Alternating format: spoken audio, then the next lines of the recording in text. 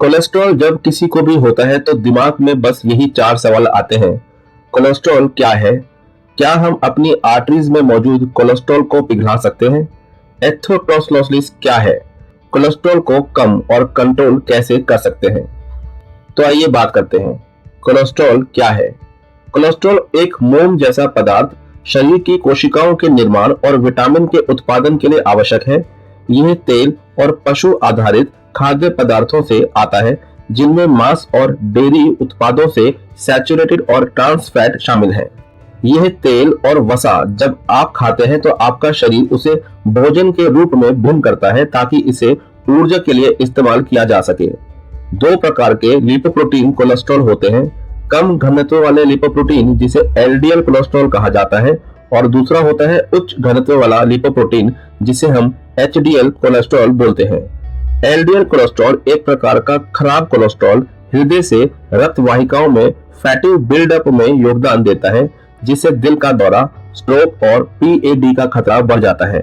दूसरी ओर HDL cholesterol को अच्छा कोलेस्ट्रॉल माना जाता है क्योंकि इसका स्वस्थ स्तर दिल के दौरे और स्ट्रोक से बचा सकता है। क्या हम अपनी आर्टरीज में मौजूद कोलेस्ट्रॉल को पिघला सकते हैं? कोलेस्ट्रॉल उस तरह से नहीं घुलता जिस तरह से बर्फ नरम होकर पानी में बदल जाती है।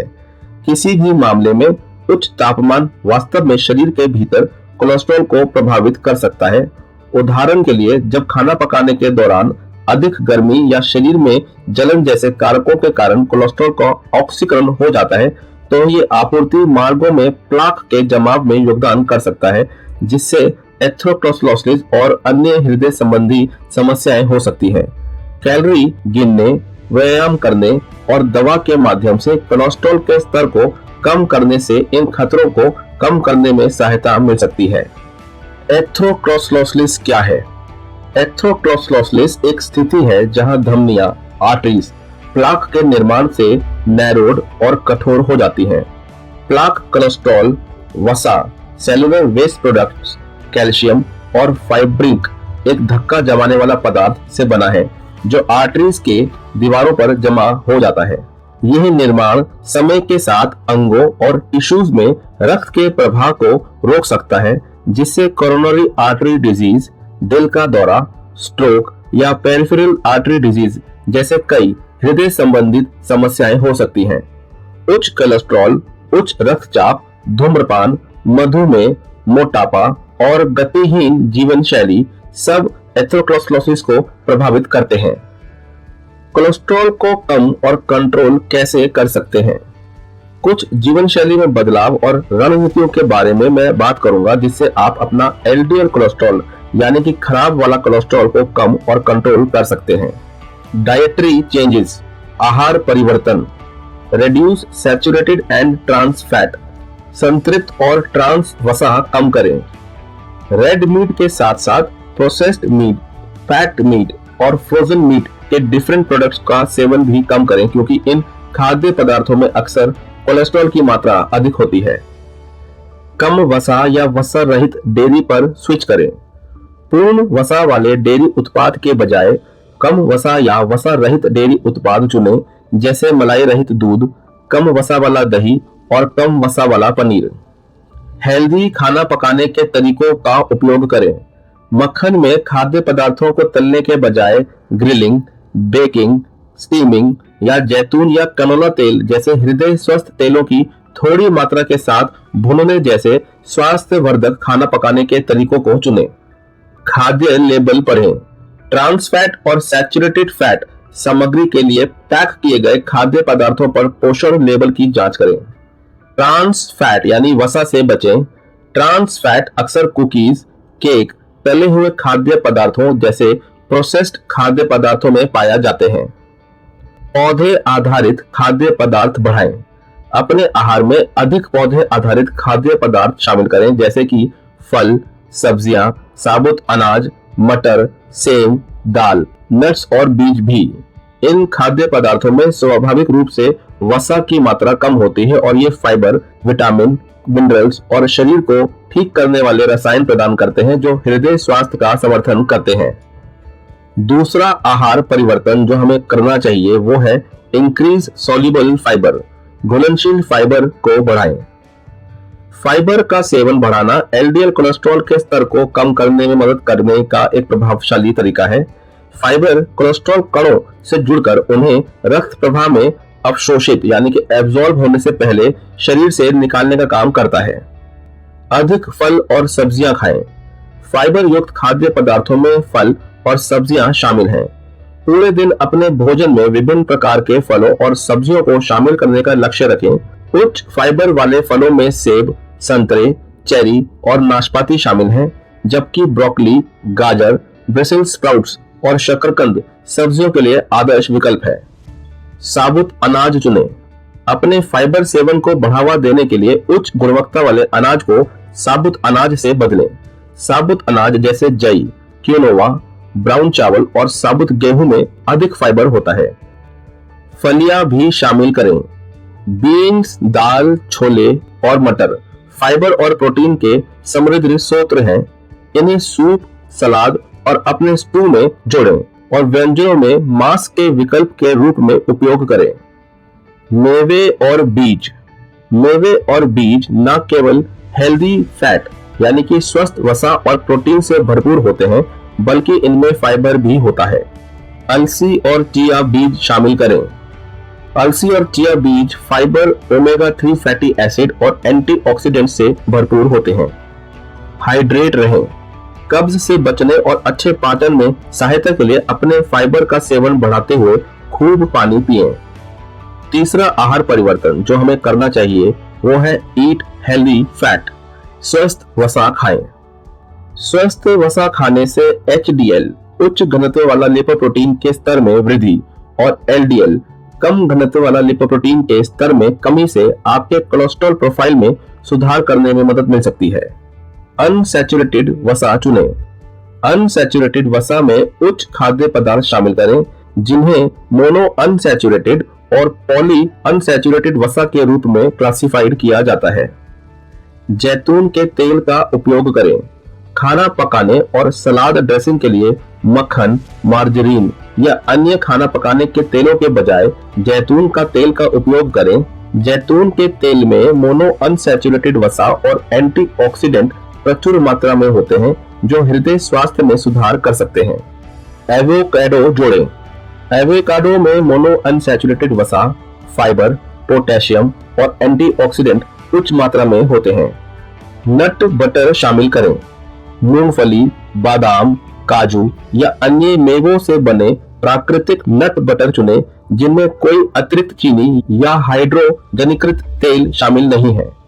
सैचुरेटेड और ट्रांस फैट सीमित करें। स्वस्थ वसा खाते समय सैचुरेटेड और ट्रांस वसा के सेवन को सीमित करना महत्वपूर्ण है।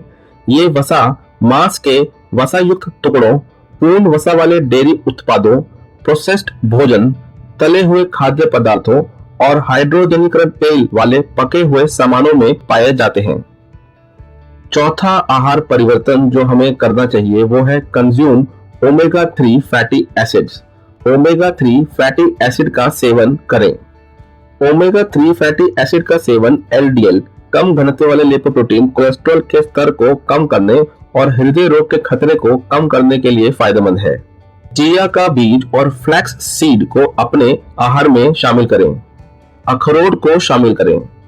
कनोला तेल का उपयोग करें। अपने ओमेगा 3 सेवन को बढ़ाने के लिए भूनते समय, पकाते समय या सलाद ड्रेसिंग तैयार करते समय कनोला तेल का उपयोग करें। ओमेगा 3 सप्लीमेंट पर विचार करें। यदि आपको अपने आहार से पर्याप्त ओमेगा 3 नहीं मिलता है तो सप्लीमेंट लेने पर विचार करें। ओमेगा 3 से भरपूर खाद्य पदार्थ चुनें। अंडे, दूध, दही और फोर्टिफाइड पेय में ओमेगा 3 फैटी एसिड हो सकता है। ओमेगा 3 फोर्टिफाइड वस्तुओं के लिए खाद्य लेबल की जांच करें। Maintain a healthy weight. स्वस्थ वजन बनाए रखें। फलों, सब्जियों, साबुत अनाज, लीन मीट और स्वस्थ वसा सहित पोषक तत्वों से भरपूर खाद्य पदार्थों के साथ संतुलित आहार का सेवन करें। प्रोसेस्ड फूड, शर्करा युक्त स्नैक्स और अतिरिक्त शर्करा और हानिकारक वसा वाले पेय पदार्थों का सेवन ना करें। खाना खाते समय हिस्से के आकार को नियंत्रित करने और कैलोरी की अधिक खपत से बचने के लिए छोटे व्यंजन, कटोरे और बर्तनों का उपयोग करें। कैलोरी सेवन की निगरानी करें। स्वस्थ वजन बनाए रखने के लिए पर्याप्त कैलोरी का उपभोग करने का लक्ष्य रखें। बिना सोचे समझे और भावनात्मक खान पान के व्यवहार से सावधान रहें। माइंडफुल ईटिंग का अभ्यास करें। भूख और परिपूर्णता के संकेतों पर ध्यान देते हुए धीरे धीरे भोजन करें और अपने भोजन की सराहना करें। भोजन करते समय ध्यान भटकाने से बचें, जैसे टीवी देखना या इलेक्ट्रॉनिक्स का उपयोग करना, क्योंकि ये अधिक खाने में योगदान दे सकते हैं। हाइड्रेट रहें। प्यास को भूख समझने से बचें। दिन भर में ढेर सारा पानी पिएं। मीठे पेय पदार्थों से बचें, जिससे अत्यधिक कैलोरी की खपत हो सकती है, और इसके बजाय पानी पिएं। पर्याप्त नींद को प्राथमिकता दें। अपर्याप्त नींद भूख हार्मोन को प्रभावित कर सकती है और वजन बढ़ाने में योगदान कर सकती है। समग्र स्वास्थ्य में सुधार और वजन नियंत्रण के लिए प्रत्येक रात 7 से 9 घंटे की नींद का लक्ष्य रखें। तनाव को प्रबंधित करें। तनाव से वजन बढ़ सकता है और खान पान की गलत आदतें हो सकती हैं। गहरी सांस लेना, ध्यान, योग और बाहर समय बिताना आपको तनाव को प्रबंधित करने और स्वस्थ वजन बनाए रखने में मदद कर सकता है। Quit smoking. धूम्रपान छोड़ें। धूम्रपान छोड़ना एलडीएल कोलेस्ट्रॉल को कम करने और हृदय रोग के जोखिम को कम करने के सबसे प्रभावशाली तरीकों में से एक है। धूम्रपान न केवल शारीरिक रूप से रक्त वाहिकाओं को नुकसान पहुंचाता है, बल्कि ये एचडीएल उच्च घनत्व वाले लिपोप्रोटीन कोलेस्ट्रॉल के स्तर को भी कम करता है, जो एक अच्छा कोलेस्ट्रॉल है और जो परिसंचरण से एलडीएल कोलेस्ट्रॉल को हटाने में सहायता करता है। एचडीएल कोलेस्ट्रॉल के स्तर में सुधार। धूम्रपान छोड़ने से आपके शरीर को धूम्रपान से होने वाले नुकसान को ठीक करने में मदद मिलती है, जिससे एचडीएल कोलेस्ट्रॉल का स्तर बढ़ जाता है। उच्च एचडीएल कोलेस्ट्रॉल का स्तर रक्त प्रवाह से एलडीएल कोलेस्ट्रॉल को अधिक प्रभावी ढंग से खत्म करने में मदद कर सकता है, जिससे आर्टरीज में प्लाक के विकास का खतरा कम हो जाता है। एलडीएल कोलेस्ट्रॉल ऑक्सीकरण को कम करता है। धूम्रपान के कारण एलडीएल कोलेस्ट्रॉल तेजी से ऑक्सीकरण होता है, जिससे आर्टरीज में प्लाक विकसित होने का खतरा बढ़ जाता है। धूम्रपान छोड़ने से एलडीएल कोलेस्ट्रॉल ऑक्सीकरण कम हो जाता है, जिससे एथेरोस्क्लेरोसिस और हृदय रोग का खतरा कम हो जाता है। ब्लड प्रेशर कम करता है। धूम्रपान से रक्तचाप और हृदय गतिविधि बढ़ जाती है, जिससे रक्त वाहिकाओं को नुकसान हो सकता है और हृदय रोग का खतरा बढ़ जाता है। धूम्रपान छोड़ने से रक्तचाप को स्थिर करने, हृदय पर कम दबाव डालने और समग्र हृदय स्वास्थ्य में सुधार करने में मदद मिल सकती है। सूजन कम करता है। धूम्रपान सूजन का कारण बनता है, जो एथेरोस्क्लेरोसिस और हृदय रोग में योगदान देता है। धूम्रपान छोड़ने से सूजन कम हो जाती है, जो कोलेस्ट्रॉल में सुधार करते हुए रक्त वाहिकाओं को अतिरिक्त क्षति से बचाने में मदद कर सकती है। ब्लड सर्कुलेशन में सुधार। धूम्रपान रक्त वाहिकाओं को कड़ा कर देता है, जिससे पूरे शरीर में टिश्यूज को ऑक्सीजन और पोषक तत्वों की आपूर्ति कम हो जाती है। धूम्रपान छोड़ने से रक्त संचार बढ़ता है, जिससे लीवर अधिक कुशलता से काम कर पाता है और खराब सर्कुलेशन के कारण होने वाली समस्याओं का खतरा कम हो जाता है। दिल का दौरा और स्ट्रोक का खतरा कम। धूम्रपान छोड़ना और कोलेस्ट्रॉल, रक्तचाप, सूजन और सर्कुलेशन को कम करने से हृदय संबंधी बीमारियों का खतरा काफी कम हो सकता है। धूम्रपान छोड़ना मुश्किल हो सकता है, लेकिन ये आपके स्वास्थ्य के लिए सबसे फायदेमंद चीजों में से एक है। धूम्रपान छोड़ने से न केवल आपके कोलेस्ट्रॉल के स्तर और हृदय स्वास्थ्य में सुधार होता है, बल्कि आपके संपूर्ण स्वास्थ्य और जीवन की गुणवत्ता में भी सुधार हो सकता है। रेगुलर एक्सरसाइज, नियमित व्यायाम। नियमित व्यायाम एलडीएल कम घनत्व वाला लिपोप्रोटीन कोलेस्ट्रॉल के स्तर को प्रबंधित करने और हृदय स्वास्थ्य को बढ़ावा देने का एक महत्वपूर्ण घटक है।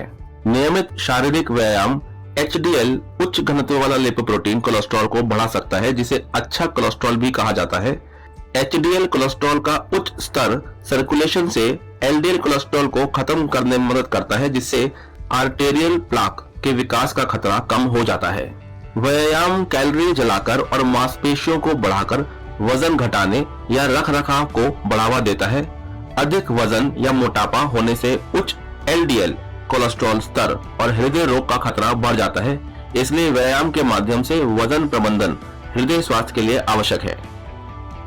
इंसुलिन संवेदनशीलता में सुधार।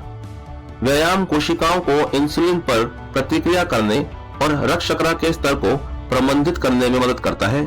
यह टाइप 2 मधुमेह के विकास की संभावना को कम करने में भी मदद कर सकता है, जो ऊंचे एलडीएल कोलेस्ट्रॉल और हृदय रोग के बढ़ते जोखिम से जुड़ा हुआ है। शारीरिक व्यायाम सूजन को कम करता है और एथेरोस्क्लेरोसिस से बचाता है, जो आर्टरीज में प्लाक का निर्माण होता है, जो हृदय रोग का कारण बनता है। व्यायाम रक्तचाप को कम करता है, हृदय पर तनाव कम करता है और हृदय रोग का खतरा कम होता है। उच्च रक्तचाप से एथेरोस्क्लेरोसिस और अन्य हृदय रोगों के विकसित होने की संभावना बढ़ जाती है। रक्त सर्कुलेशन में सुधार। व्यायाम रक्त प्रवाह में और सर्कुलेशन को बढ़ावा देता है, पूरे शरीर में टिश्यूज को ऑक्सीजन और पोषक तत्वों की आपूर्ति कराता है। बेहतर सर्कुलेशन रक्त के थक्कों से बचने और बिगड़ा हुआ सर्कुलेशन के कारण होने वाली समस्याओं के जोखिम को कम करने में भी मदद कर सकता है। हृदय स्वास्थ्य में सुधार। नियमित शारीरिक व्यायाम हृदय की मांसपेशियों को मजबूत करता है, हृदय की फिटनेस को बढ़ाता है और हृदय की कार्य प्रणाली में सुधार करता है। व्यायाम कोलेस्ट्रॉल, रक्तचाप और रक्त शर्करा को नियंत्रित करने में भी मदद करता है। ये सभी हृदय स्वास्थ्य के लिए फायदेमंद हैं। एलडीएल कोलेस्ट्रॉल को कम करने और हृदय स्वास्थ्य को बढ़ावा देने के संदर्भ में व्यायाम के लाभों का आनंद लेने के लिए प्रत्येक सप्ताह उन गतिविधियों का चयन करें जिन्हें आप आनंद लेते हैं और सर्वोत्तम हृदय स्वास्थ्य के लिए शारीरिक गतिविधियों को अपने दिनचर्या का नियमित हिस्सा बनाएं। Limit alcohol consumption. शराब का सेवन सीमित करें। एलडीएल कम घनत्व वाला लिपोप्रोटीन कोलेस्ट्रॉल को कम करने और हृदय स्वास्थ्य में सुधार के लिए शराब का सेवन सीमित करना महत्वपूर्ण है, जबकि मध्यम शराब पीने से हृदय स्वास्थ्य में सुधार हो सकता है। अत्यधिक शराब के सेवन से कोलेस्ट्रॉल के स्तर और समग्र हृदय स्वास्थ्य पर हानिकारक प्रभाव पड़ सकता है। ट्राइग्लिसराइड्स के स्तर को कम करता है।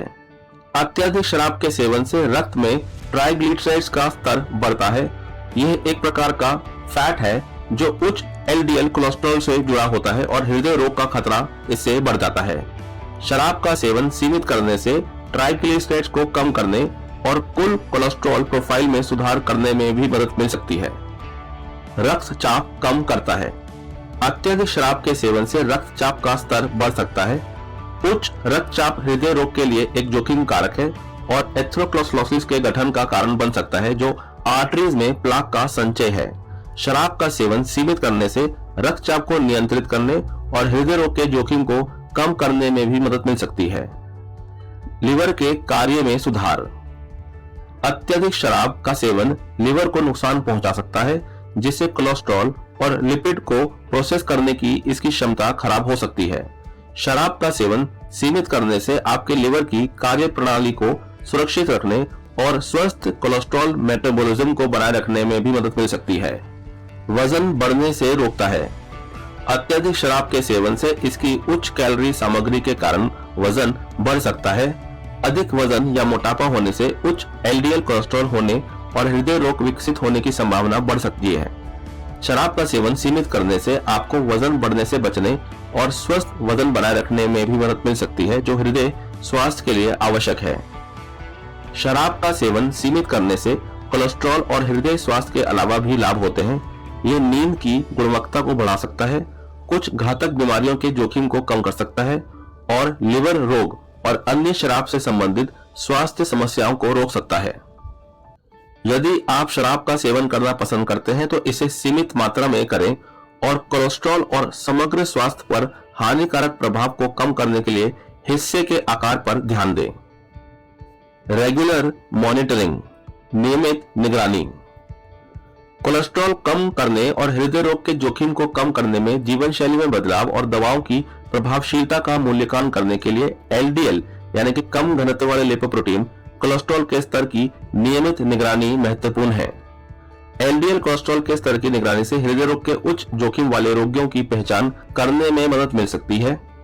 इन जोखिम कारकों की शीघ्र पहचान करने से स्वास्थ्य देखभाल चिकित्सकों को हृदय रोग के जोखिम और इसके प्रभावों को कम करने के लिए उचित उपायों के साथ प्रतिक्रिया करने की अनुमति मिलती है। उपचार निर्णयों का मार्गदर्शन करना। एलडीएल कोलेस्ट्रॉल की निगरानी स्वास्थ्य देखभाल चिकित्सकों को शिक्षित उपचार निर्णय लेने में मदद मिल सकती है, जैसे कोलेस्ट्रॉल कम करने वाली दवाओं को शुरू करना या समायोजित करना। नियमित निगरानी कोलेस्ट्रॉल के स्तर में परिवर्तन और विशिष्ट रोगी प्रतिक्रियाओं के आधार पर उपचार रणनीतियों में तेजी से संशोधन करने में सक्षम बनाती है। रोगी की भागीदारी को प्रोत्साहित करना। नियमित निगरानी से रोगियों को जीवन शैली में संशोधन और दवाओं की प्रभावशीलता पर प्रतिक्रिया प्रदान करके सक्रिय रूप से अपने कोलेस्ट्रॉल को नियंत्रित करने की अनुमति मिलती है। मरीज समझ सकते हैं कि उनके प्रयास उनके कोलेस्ट्रॉल के स्तर को कैसे प्रभावित करते हैं और अधिक शिक्षित स्वास्थ्य निर्णय लेते हैं। उपचार के दुष्प्रभावों का पता लगाना। एलडीएल कोलेस्ट्रॉल के स्तर की निगरानी से स्वास्थ्य देखभाल चिकित्सकों को कोलेस्ट्रॉल कम करने वाली दवाओं के किसी भी नकारात्मक प्रभाव की पहचान करने और प्रबंधन करने में मदद मिलती है। कोलेस्ट्रॉल के स्तर और लिवर फंक्शन परीक्षणों की निगरानी से स्वास्थ्य देखभाल चिकित्सकों को प्रतिकूल प्रभावों का शीघ्र पता लगाने और प्रबंधित करने की अनुमति मिलती है, जिससे सुरक्षित और सफल चिकित्सा सुनिश्चित होती है। एलडीएल कोलेस्ट्रॉल के स्तर की निगरानी आमतौर पर आवधिक रक्त परीक्षणों से की जाती है, जैसे कि एक उपवास लिपिड पैनल जो एलडीएल कोलेस्ट्रॉल, कुल कोलेस्ट्रॉल, एचडीएल कोलेस्ट्रॉल और ट्राइग्लिसराइड्स सहित कई लिपिड मापदंडों की जांच करता है। उच्च कोलेस्ट्रॉल या हृदय रोग के अन्य जोखिम कारकों वाले व्यक्तियों को अधिक नियमित निगरानी की आवश्यकता हो सकती है, जबकि अच्छी तरह से नियंत्रित कोलेस्ट्रॉल स्तर वाले लोगों को कम बार परीक्षण की आवश्यकता हो सकती है। कोलेस्ट्रॉल की निगरानी के लिए स्वास्थ्य देखभाल पेशेवर की सिफारिशों का पालन करना और समग्र हृदय स्वास्थ्य की जांच के लिए बार बार जांच कराना महत्वपूर्ण है। व्यक्ति अपने कोलेस्ट्रॉल को प्रबंधित करके और नियमित आधार पर इसकी जांच करके हृदय रोग के जोखिम को कम कर सकते हैं और दीर्घकालिक हृदय स्वास्थ्य को बनाए रख सकते हैं। मेडिकेशंस, दवाएं। जब अकेले जीवन शैली में बदलाव एलडीएल कम घनत्व वाले लिपोप्रोटीन कोलेस्ट्रॉल को स्वस्थ स्तर तक कम करने के लिए अपर्याप्त होता है, या जब किसी व्यक्ति को हृदय रोग का खतरा अधिक होता है, तो एक स्वास्थ्य देखभाल पेशेवर दवाएं लिख सकता है। आपके विशिष्ट कोलेस्ट्रॉल स्तर, जोखिम कारकों और चिकित्सा इतिहास के लिए सर्वोत्तम दवा और खुराक की पहचान करने के लिए स्वास्थ्य देखभाल विशेषज्ञ से परामर्श करना महत्वपूर्ण है। एलडीएल कोलेस्ट्रॉल को कम करने और समग्र हृदय स्वास्थ्य में सुधार के लिए जीवन शैली में बदलाव जैसे आहार और व्यायाम के साथ दवाएं लेनी चाहिए। कोलेस्ट्रॉल कम करने वाली दवाओं की प्रभावकारिता और सुरक्षा निर्धारित करने के लिए स्वास्थ्य देखभाल व्यवसायी के साथ नियमित निगरानी और अनुमति कार्रवाई महत्वपूर्ण है। अभी के लिए बस इतना ही। मेरे इस वेलनेस का ज्ञान YouTube चैनल में मैंने और भी कई हेल्थ से रिलेटेड वीडियोस बनाई हुई हैं। आप उन वीडियोस को भी देखकर अपना ज्ञान बढ़ा सकते हैं। आप सभी हमेशा खुश रहें और हेल्दी रहें, यही प्रार्थना मैं आप सभी के लिए हमेशा करता हूँ। इतनी अच्छी इन्फॉर्मेशन मैंने आपको लाके दी है। प्लीज इस चैनल को लाइक, शेयर और सब्सक्राइब करना मत भूलिएगा, ताकि इस तरह की और भी वेलनेस से रिलेटेड वीडियोस मैं आपके लिए लाता रहूं। प्लीज कमेंट करके जरूर बताइएगा कि आपको ये वीडियो में जो जानकारी थी कैसी लगी। और हाँ, अगर आप चाहते हैं मैं किसी और भी हेल्थ रिलेटेड टॉपिक पर वीडियो बनाऊं तो कमेंट करके बताएं मुझे। मैं पूरी कोशिश करूंगा उस पर भी एक वीडियो बनाने के लिए। वीडियो को पूरा देखने के लिए बहुत बहुत धन्यवाद। जय हिंद, जय भारत।